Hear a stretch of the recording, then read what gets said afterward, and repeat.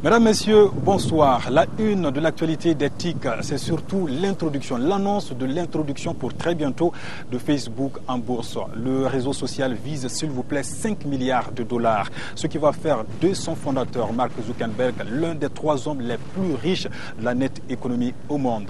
On en parlera dans Cyber News avec Abouakar Maïga. Ce soir, nous vous proposons également des reportages inédits, des reportages qui porteront notamment sur l'évolution des TIC à travers la capitale malienne et cela à tous les niveaux. Nous irons également au niveau du laboratoire national des eaux pour vous parler du traitement des eaux avec des outils 100% numériques. Ce serait avec Tamsir Diabati. Et l'invité de ce mois est Étienne Koulibaly. Il est le directeur des réseaux de diffusion de l'ERTM. Il nous fera le point de la transition de l'analogique vers le numérique au niveau de l'ORTM. Et en fin d'émission, vous aurez droit à votre traditionnel jeu cybernétique avec Salimata Dao. Cybernétique 137e numéro, plein pouvoir au savoir.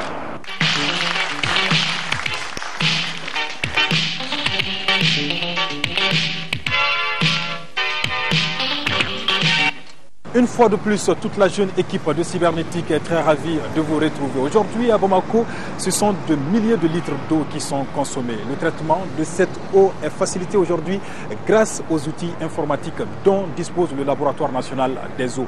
Tamsir Diabati est allé en savoir davantage. Voici son reportage. Au Mali, le laboratoire national des eaux existe pour l'échantillonnage, l'analyse physico-chimique, bactériologique, toxicologique et microbiologique des eaux de surface et souterraines. Alors, pour obtenir un bon résultat, c'est un processus aussi schématisé que l'on imagine. Ces deux appareils, c'est des appareils qui permettent de déterminer le degré de pollution d'une eau. Et très généralement, c'est utilisé pour les eaux de surface et les eaux usées.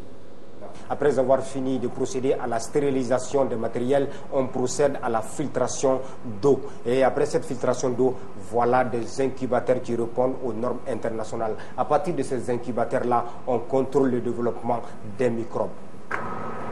Ici, pour obtenir le bon résultat, il faut la température souhaitée des incubateurs qui nécessitent des préalables avec beaucoup d'assiduité. Les incubateurs, leur rôle, c'est quoi? C'est de maintenir une sorte de température pour le développement des micro-organismes dont nous avons besoin de détecter. Donc ça, c'est un incubateur qui est doté d'un système de ventilation interne. Donc tu as vu, donc ça nous permettra de voir les micro-organismes tels que les staphylocoques, les entérocoques et puis les clostridium. Donc on les remet en séquence, donc parce que les temps de détection ne sont pas les mêmes. Le processus continue. Ici, c'est l'absorption atomique où on est capable d'analyser les métaux lourds tels que le plomb et le cuivre. C'est là, grâce à un logiciel dénommé Multiwen NC 2100, capable d'analyser 60 échantillons d'eau en moins d'une journée. Une fois la machine programmée, elle détermine la pollution spectrophotomètre moléculaire. Actuellement, nous sommes en train de déterminer le zinc qui est là. Ça veut dire quoi? Les échantillons sont absorbés ici par un système de conduit qui est là, qui va être dispersé au niveau de la flamme. Donc une fois dispersé au niveau de la flamme, les atomes de l'élément en question absorbent l'énergie. Et l'énergie est absorbée par le rayonnement de la lampe qui est émise. Hein? Donc cette absorbance, elle est proportionnelle à la concentration de l'élément en question, puisque chaque élément est composé d'atomes. Cet appareil, il permet donc d'analyser ces 3 paramètres qui sont ce qu'on appelle les paramètres de pollution. Le système est très simple. Il s'agit donc d'ouvrir les gaz, donc de prendre des échantillons d'eau en remplissant ces flacons, en les mettant ici. On installe le système. Vous avez un système de robotique, ça c'est les rails. Et une fois que donc le système est avec un logiciel qui le pilote, qu'on appelle le système Multiwin. Le système Multiwin, dès que tout le système est complet, il y a donc un ensemble de paramètres qui doivent être contrôlés. Ils sont là. Donc ces paramètres, il s'agit du four. À partir du logiciel, on peut savoir le degré du four, parce qu'il faudrait que le four ait au moins 800 degrés. Vous voyez ce que ça fait. Et donc une fois que toutes les conditions sont réunies, on lance l'analyse. Et l'appareil à lui seul, comme je l'ai dit que c'est un système robotique, permet donc de faire des prélèvements. Il vient prélever l'échantillon, ici, l'eau, il va transporter, il va l'injecter dans le circuit. Et donc l'échantillon qui est injecté descend dans le four. Puisque la température du four étant très élevée, il y a un système, ce qu'on a un système d'ionisation. Donc un système d'ionisation permet donc de polariser les ions. Et une fois que ces ions sont polarisés, le système d'absorbance, une fois que c'est parti, donc ces ions seront injectés. Et à partir du système d'absorbance maintenant, ça se traduit maintenant, l'absorbance est en fonction en ce temps de la concentration. Donc à partir de cet appareil-là, on peut lire, l'appareil va tracer l'absorbance, en fonction de l'absorbance, vous avez donc les concentrations qui sont données. Et on peut imprimer, souvent les valeurs obtenues. Ce n'est pas tout, l'analyse physico-chimique est une solution fiable. L'échantillon filtré maintenant, et je viens déposer ça sur le portoir. Il y a un certain système, une méthode qui est chargée là-dedans, qui permet de faire vraiment le conditionnement. Là, je peux lui dire d'analyser. Donc automatiquement, il s'initialise. Et vraiment, c'est l'analyse qui est commencée. Donc il se positionne bien, il se rince. Il y a l'eau ultra pure là-dedans, l'eau de haute filtration. Donc une fois cela fait, et je regarde le niveau des solutions que j'ai. Donc si tout ça c'est bien, vraiment, c'est l'analyse qui est commencée. Nous avons un certain nombre de perspectives. Par exemple, notamment, nous allons rendre fonctionnel le laboratoire régional de Caille, que la BAD a bien voulu financer. En deuxième position, renforcer le laboratoire de Mopti, qui a été mis en place grâce à la coopération Mali-Pays-Bas. Et en troisième position, nous voulons nous focaliser cette année au niveau des zones minières.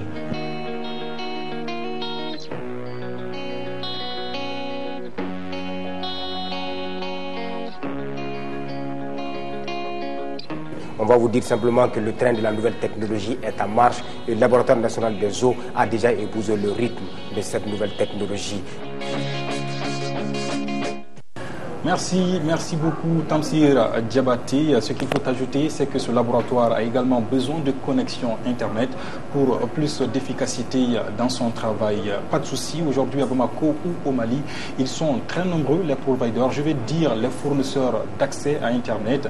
Adam Sissoko est allé rendre visite à une jeune équipe qui travaille dans ce domaine. Voyons ce qu'il en est dans ce reportage. Internet est devenu actuellement un monde à part entière. Il s'impose progressivement aux citoyens du globe comme un outil indispensable dans leur quotidien. Un des gros soucis des accros de la toile est d'avoir leur propre connexion à temps réel et au lieu opportun.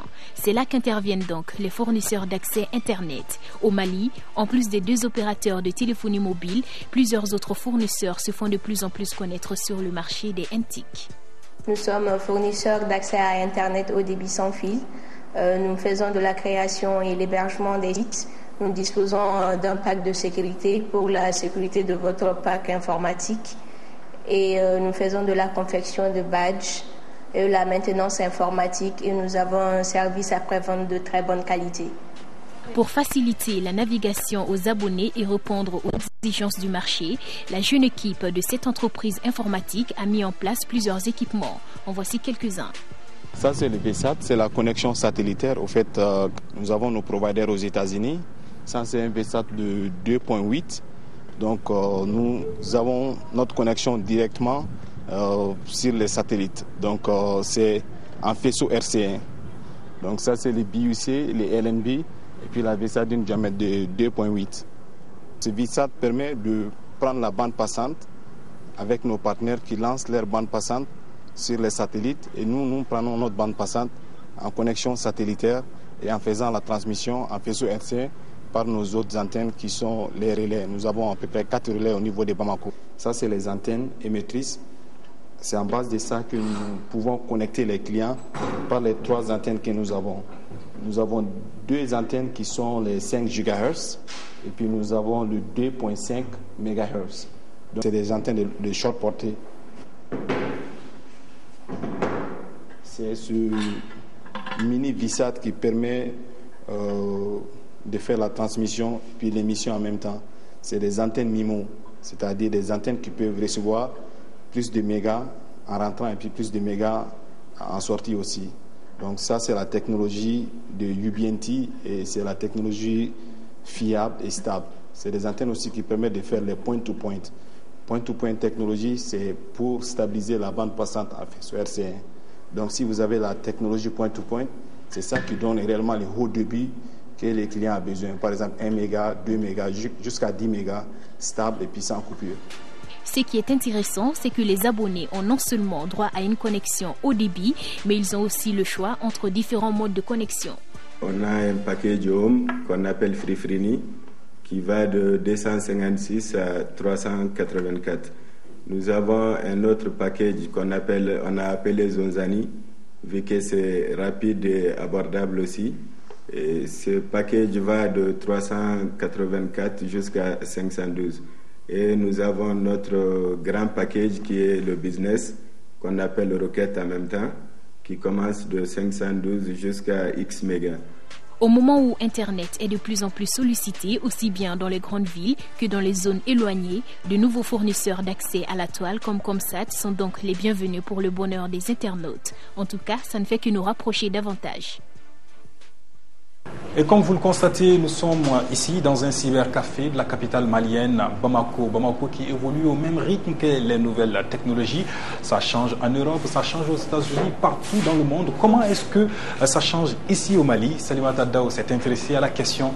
Voici son reportage. Le Mali est un pays en voie de développement et c'est vrai. Le développement se fait sentir de plus en plus chez nous, singulièrement dans la capitale Bamako. Avec la construction du centre commercial, Bamako augmente à 2 le nombre d'escaliers roulants. C'est la toute deuxième fois dans l'histoire du Mali, après l'aéroport. Et donc vraiment, je trouve que c'est une bonne chose. Et surtout, c'est un bâtiment moderne surtout, qui est équipé d'un parking avec un sous-sol et qui s'étend sur 3 étages. Les asiatiques désormais ont leur place dans le centre commercial. Tu peux quitter du rez-de-chaussée, allant aux mezzanines, allant jusqu'au dernier niveau de l'immeuble, sans être fatigué, rien. Le centre commercial est également équipé de sirènes et de détecteurs de fumée, des choses qu'on ne rencontre pas tous les jours. Dès qu'il y a une fumée, donc il y a les détecteurs d'incendie dans chaque boutique, et qui, à leur tour, quand ils détectent seulement, ils déclenchent l'alarme. C'est une très grande révolution du côté technologie. Le domaine des nouvelles technologies évolue plus que tout autre domaine chez nous au Mali. La preuve, beaucoup de particuliers possèdent aujourd'hui un ordinateur, une clé USB et bien d'autres accessoires qui vont avec. Les vendeurs d'outils de nouvelles technologies de l'information et de la communication se frottent les mains puisque ça marche. Actuellement, les téléphones qui marchent beaucoup avec nous, c'est les téléphones avec Wi-Fi. Samsung avec Wi-Fi, avec iPhone 4, avec iPhone XD. Le Nokia 2 puces là, mon frère, c'est combien? Il faut enlever, je vais voir. Il faut me dire son dernier prix. Le dernier prix, c'est combien? 22 500. Là, ça 20 000. Il y a quelle fonction et quelle fonction? Il faut regarder. Non, il y a mais caméra, ouais. il y a tout, il y a vidéo, on met les cartes là-dedans. Ah, ça prend le 2 pistes encore. Ça prend les 2 pistes. Okay, je prends ça à 20 000 francs. Non, c'est pas bon. Laisse ça à 20 000. 20 000. Non, laisse ça à 20 000, mon frère. J'ai 20 000.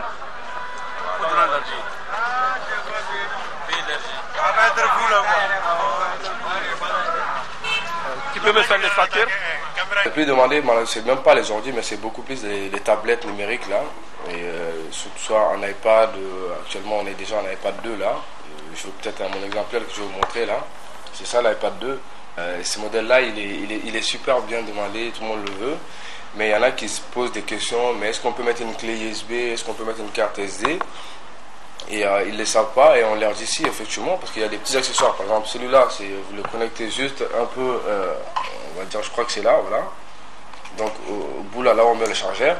Et à partir de là, vous pouvez mettre une clé USB pour transférer vos fichiers, etc., etc. Mais il faut vraiment lui dire que quand le fichier est super lourd, ça ne passe pas. Et il y en a qui pensent aussi avec la connexion 3G, on peut mettre la clé, c'est pas possible, mais par contre, vous pouvez mettre juste une puce, comme votre téléphone, un iPhone 4 là, il y a des puces qu'on peut mettre dessus. Donc vous mettez la puce là et vous l'activez votre 3G et c'est parti. Et il y en a d'autres aussi qui veulent mettre des cartes SD, et là en ce moment là c'est là. Donc vous avez la sortie SD là et vous le mettez juste au bout et à partir de là c'est parti en fait. la technologie avance avec une croissance exponentielle. Les gens, tout le monde veut être à la page.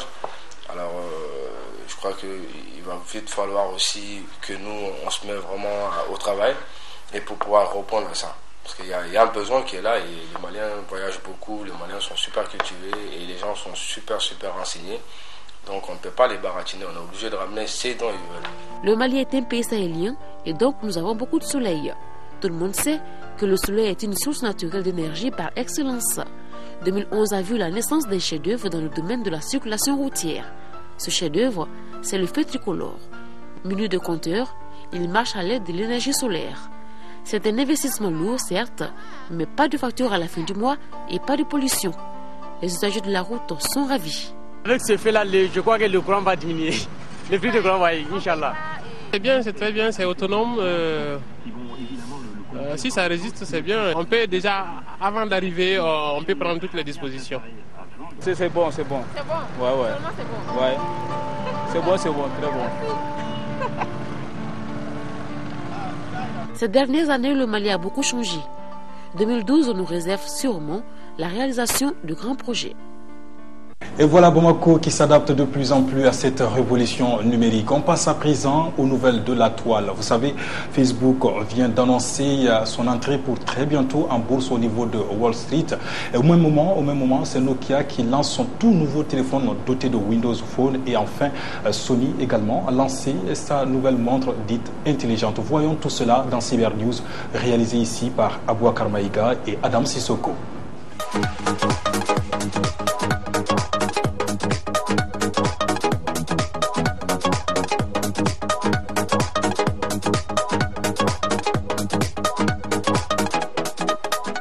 Utilisateurs des tablettes numériques, attention aux torticolis et autres douleurs musculaires provoquées par une mauvaise posture. C'est ce qui révèle une étude pilotée par Jack Dennerlein, spécialiste en santé publique à l'université de Harvard aux USA. Selon les chirurgiens orthopédiques, l'utilisation des tablettes est fortement associée à des postures de flexion de la tête et du cou par comparaison avec les ordinateurs de bureau classiques. L'étude recommande donc d'éviter d'utiliser ces tablettes posées sur les genoux, au moins quand il s'agit de regarder un film. A l'inverse, utiliser la tablette trop relevée pour taper sur l'écran pourrait avoir des effets néfastes. Fermeture de l'un des plus grands sites de partage de fichiers sur le net, Mega Upload est accusé de violation des droits d'auteur par la justice américaine. Le fondateur du site Kim.com et ses 3 associés ont été arrêtés par le FBI. 50 millions de dollars de la société basée à Hong Kong ont été saisis. En représailles, le collectif de pirates Anonymous a frappé à son tour en mettant hors service pendant plusieurs heures les sites du FBI et du ministère américain de la Justice. Les sites de la présidence française et ceux du gouvernement de la Pologne et de la maison de disques Universal Music ont aussi été victimes. De groupes d'internautes dont les fondateurs de Google et Wikipédia dénoncent la censure du contenu de la toile par les puissances occidentales à travers le vote des projets de loi anti-piratage. Les réseaux sociaux ne sont pas non plus épargnés de la censure. Twitter et ses utilisateurs sont en pleine bataille depuis la décision du réseau social de bloquer désormais des messages dans certains pays si les lois l'y obligent. Twitter estime que les utilisateurs seront informés quand un de leurs messages sera bloqué. Par ailleurs, certains tweets sont déjà censurés comme ceux qui font l'apologie du nazisme en Allemagne ou en France. En plus des utilisateurs des pays arabes, les Sud-Africains, plus twittophiles en Afrique, ont aussi manifesté leur colère sur les sites du réseau social. C'est la plus importante introduction en bourse d'une entreprise liée à Internet. Facebook dépose son dossier d'entrée à Wall Street et vise 5 milliards de dollars. Le premier site communautaire mondial précise dans des documents transmis à la Securities and Exchange Commission compter 845 millions d'utilisateurs actifs. Il n'a en revanche pas indiqué le nombre d'actions qu'il entendait mettre sur le marché, ni à quel prix, ni à quelle date, mais il a pour la première fois levé le voile sur des données financières restées jusqu'alors confidentielles. Avec 3,71 milliards de dollars de chiffre d'affaires réalisé en 2011, presque doublé sur un an, et un bénéfice net de 668 millions de dollars, il est déjà l'un des très grands du secteur. Facebook, qui comptait 3200 employés au 31 décembre 2011, prévoit d'en embaucher des milliers d'autres cette année. Le site est accessible en 70 langues et possède des bureaux ou des centres de données dans plus de 20 pays.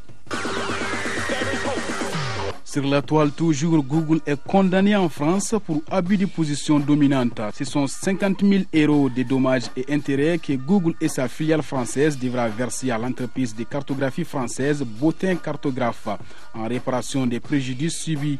Les géants américains devront en plus verser 15 000 € d'amende car le tribunal de commerce de Paris a jugé que Google abusait de sa position dominante et faussait la concurrence avec ses services gratuits aux entreprises dans son service Google Maps.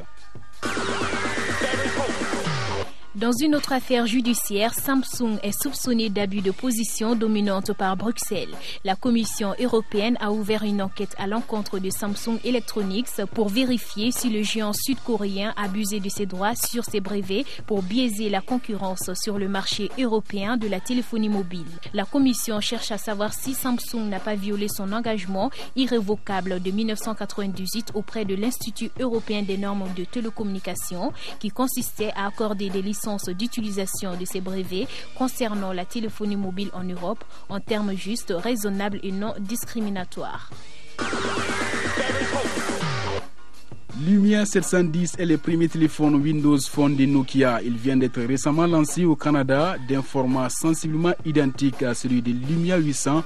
Le nouveau Nokia propose un écran de 3,7 pouces d'une résolution de 800 x 480 pixels et avec une technologie Clear Black, tout comme son aîné, mais cette fois-ci en TFT et non plus en AMOLED. Un peu plus léger avec ses 126 grammes, il privilégie un design classique. Coloré, il est plutôt destiné à un public jeune. On a des téléphones intelligents, smartphones, des maisons intelligentes, smart homes, des voitures intelligentes, smart cars et des télés intelligentes, smart TVs. Mais qu'en est-il des montres intelligentes? Eh bien, Sony lance sa smartwatch. Voici comment ça fonctionne. Vous connectez la montre à votre téléphone pour recevoir les notifications, appels, SMS, Facebook, Twitter, etc. Au poignet, plutôt que de devoir toujours sortir votre téléphone devant vous. L'information devient plus facilement consultable, mais pas forcément plus lisible compte tenu de la taille de l'écran. C'est tout pour les nouvelles de la toile. On se retrouve le mois prochain avec le même plaisir. Ciao, ciao.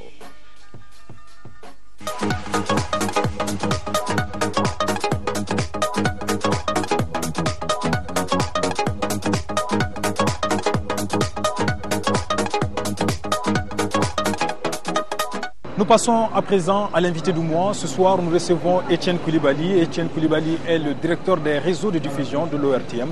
Eh bien, ce soir, il nous parle du mode de réception de TM2. Vous êtes très nombreux à chercher à savoir comment capter TM2 avec différentes antennes ou capter TM2. Et c'est quoi une télévision numérique? Etienne Koulibaly nous explique tout cela. Il nous parle également de la transition de l'analogique vers le numérique. Où en sommes-nous aujourd'hui? C'est dans cet entretien. La technologie a évolué et cette évolution aussi concerne la diffusion de la télévision.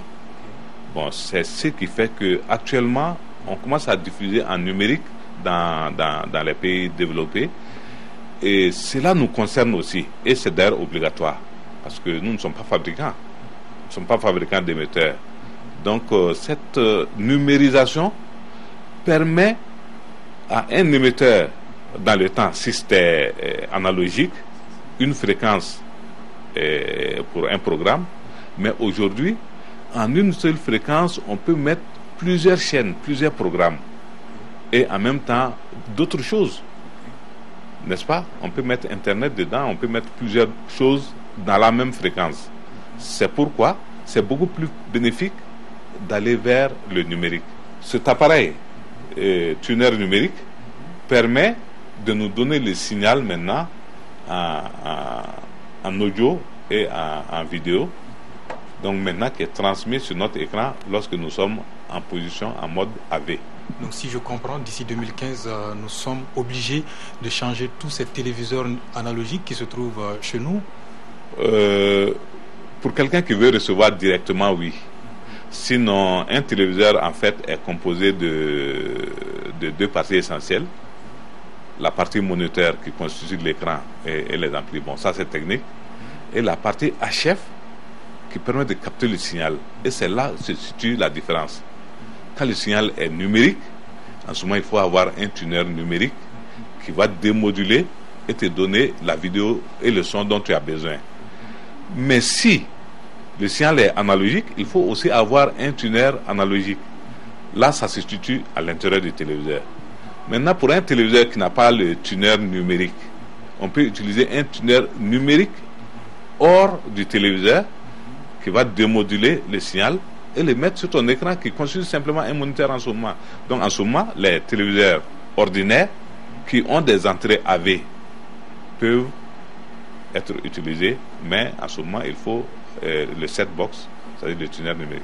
Quelle est la différence entre TM2 et l'ORTM en termes de réception, en termes de numérisation tout court? TM2 a un émetteur numérique. Par contre, la chaîne nationale ORTM diffuse principalement sur un émetteur analogique de 10 kW situé sur la colline du point IG. Pour parler de la réception, forcément il faut parler de la diffusion. Donc l'émetteur dédié à TM2, c'est un émetteur numérique MP4. Et pour recevoir, en ce moment, il faut avoir un récepteur capable de capter un signal MP4. Donc, je voudrais profiter de votre plateau pour dire que nous avons, surtout dans le cadre des 40 localités, toute la diffusion se fera en UHF et les gens doivent comprendre qu'à une certaine distance, il faut avoir la bonne antenne pour pouvoir capter. Sinon, c'est des difficultés. Les gens se plaignent à 7 km, à 10 km, nous n'avons pas la télé, mais c'est parce qu'ils n'ont pas la bonne antenne. Ouais. Merci beaucoup. Merci.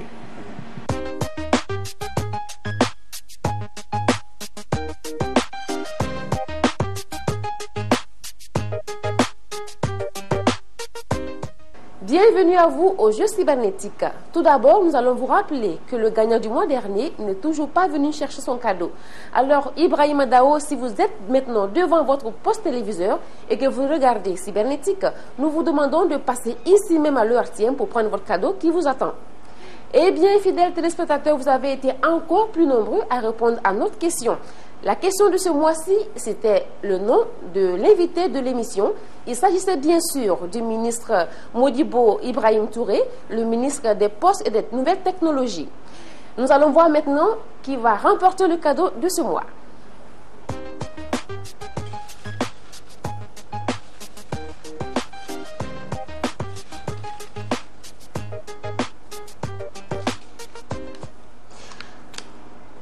Nous avons un monsieur, il s'agit de Abdoul Sidibé.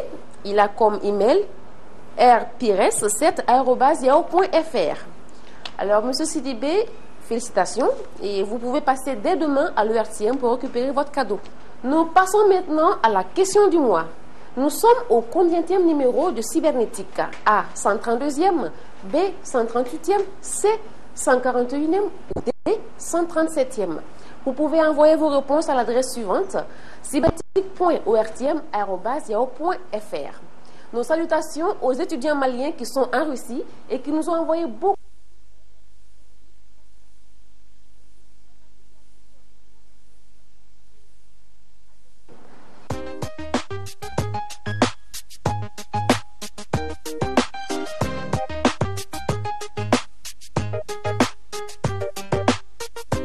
Merci beaucoup Salimata Daou pour ce jeu cybernétique et on se retrouve le mois prochain pour d'autres jeux.